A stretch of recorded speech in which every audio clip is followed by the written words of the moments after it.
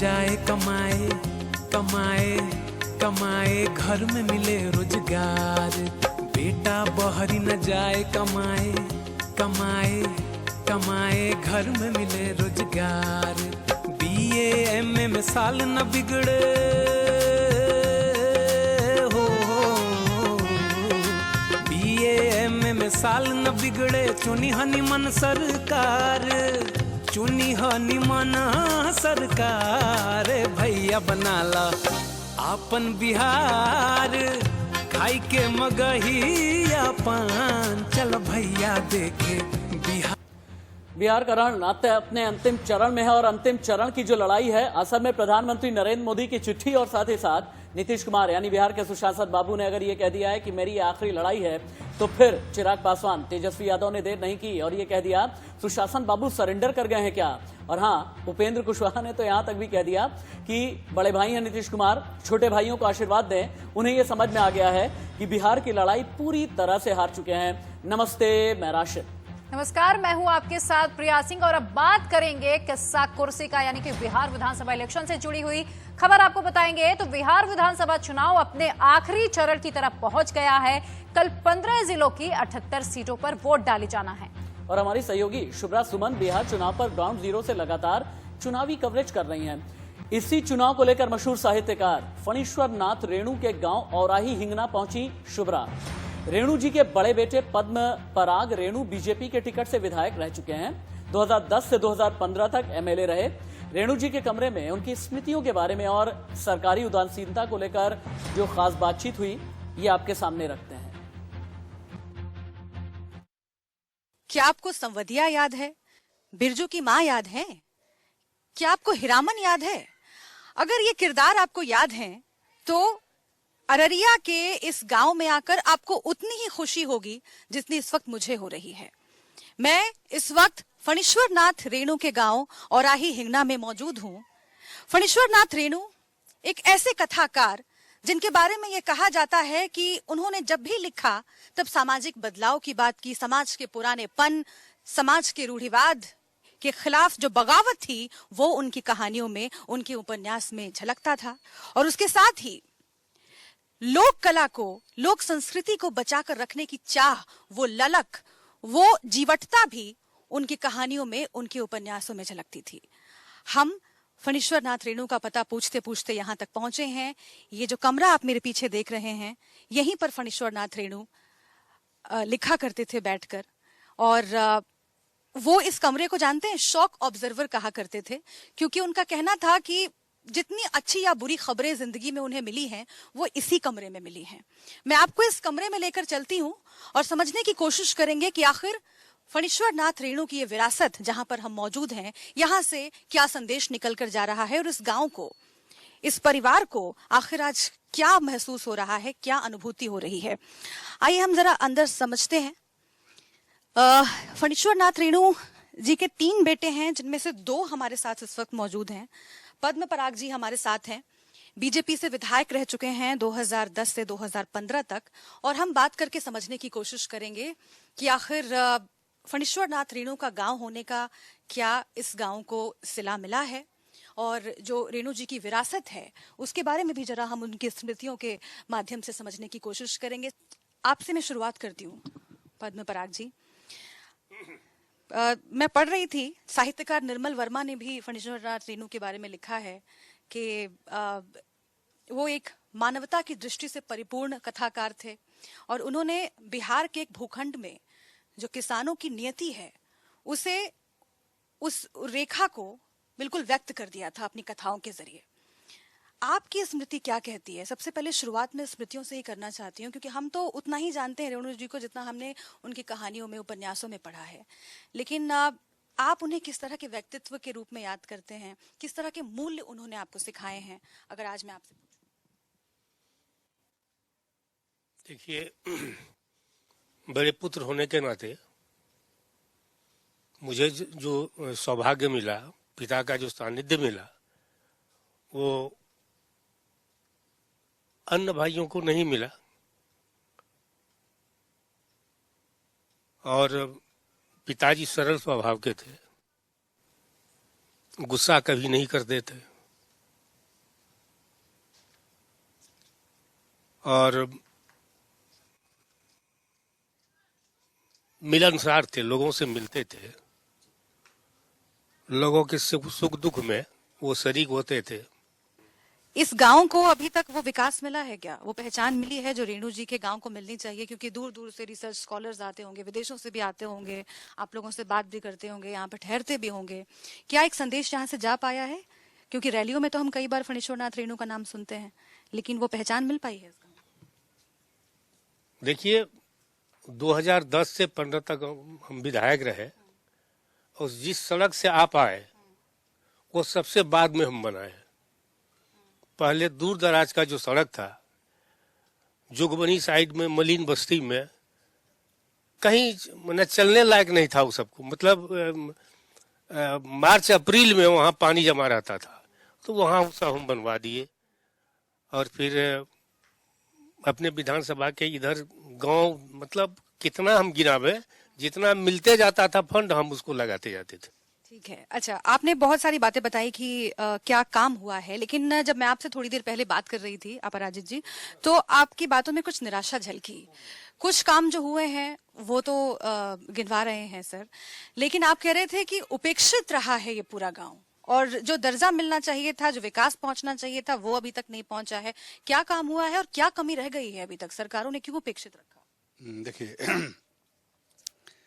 आप लोगों की तरह पत्रकार, साहित्यकार, विद्यार्थी, शोधार्थी, ये लोगों को जो आप लोगों की जो अपेक्षा है माने इस गांव के प्रति कि ये होना चाहिए, वो होना चाहिए, तो ये यहाँ के प्रतिनिधि कभी नहीं समझ पाए। फलस्वरूप वो सुविधाएं यहाँ पे अवेलेबल नहीं हो सकी जो होनी चाहिए थी। अलबत्ता मैं तो बड़ी गर्व से कहूँगा कि तब पूर्णिया जिला के एक यूं कहिए कि रेणु भक्त जिलाधिकारी आए थे, राम सेवक शर्मा, और उनके सौजन्य से बहुत सारा चीज यहाँ पे संभव हो सका। लेकिन यदि सरकार की तरफ से कि भाई एक साहित्यकार, हम तो बड़े नहीं बोलेंगे, अपने मुंह में मिट्ठू वाली बात हो जाएगी। नहीं, आप नहीं भी बोलेंगे, लेकिन हम सब उनको इसी तरह से जानते हैं कि एक साहित्यकार का गांव है और यहाँ मूलभूत जो जरूरतों की चीज है वो होनी चाहिए, तो कभी किसी ने इस ओर ध्यान नहीं दिया।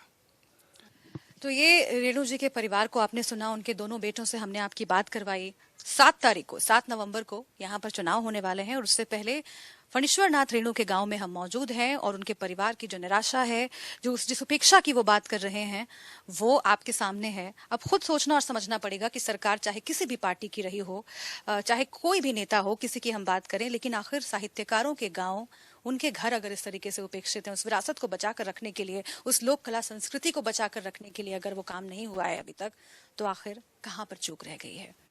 कैमरा पर्सन पंकज के साथ शुभ्रा, इंडिया न्यूज।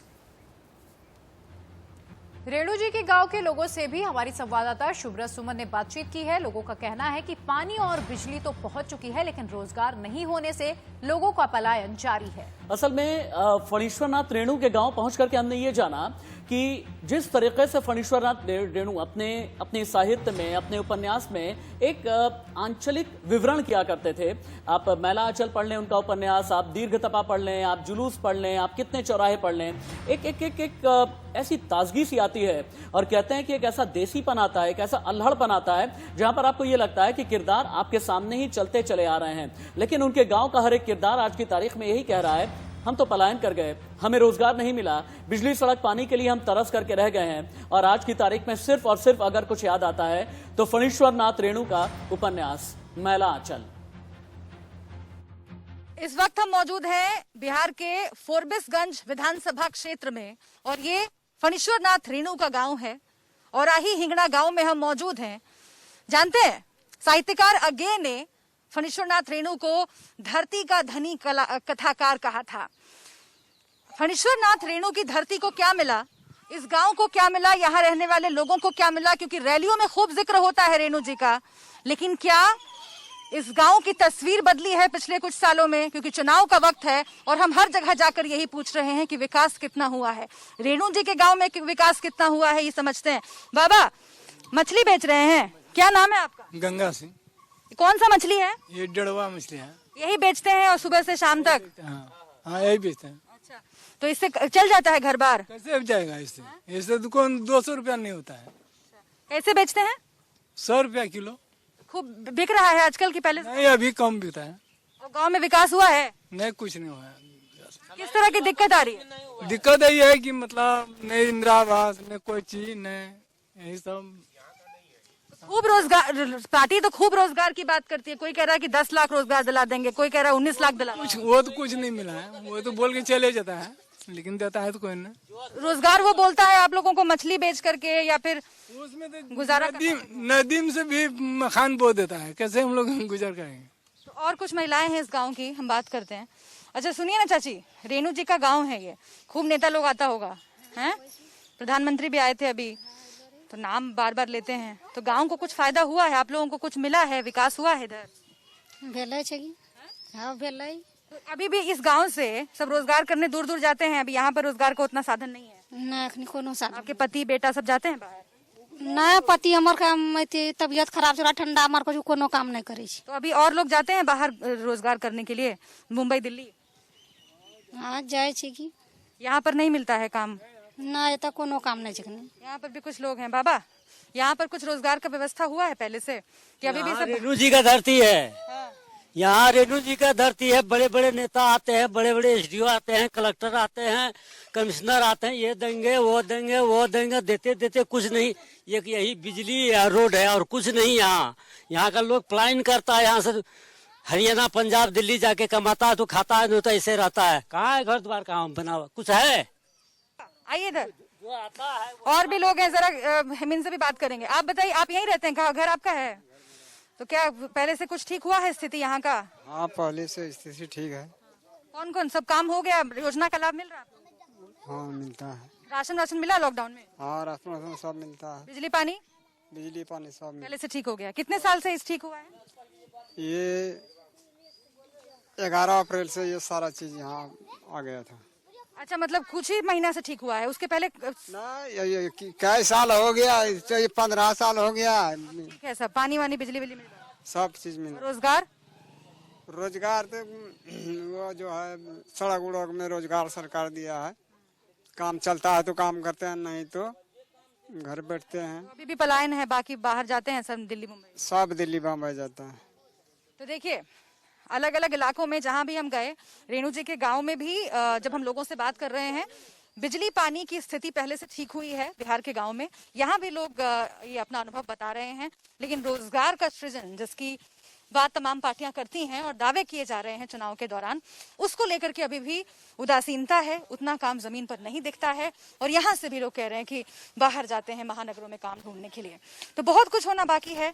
खासतौर से हम इस गांव की बात करें, और आही हिंगना रेणु जी का गांव होने के नाते जितना विकास यहाँ पर होना चाहिए था, एक नजीर के तौर पर इसे पेश करना चाहिए था, वो तस्वीर फिलहाल यहाँ पर नहीं दिखती है।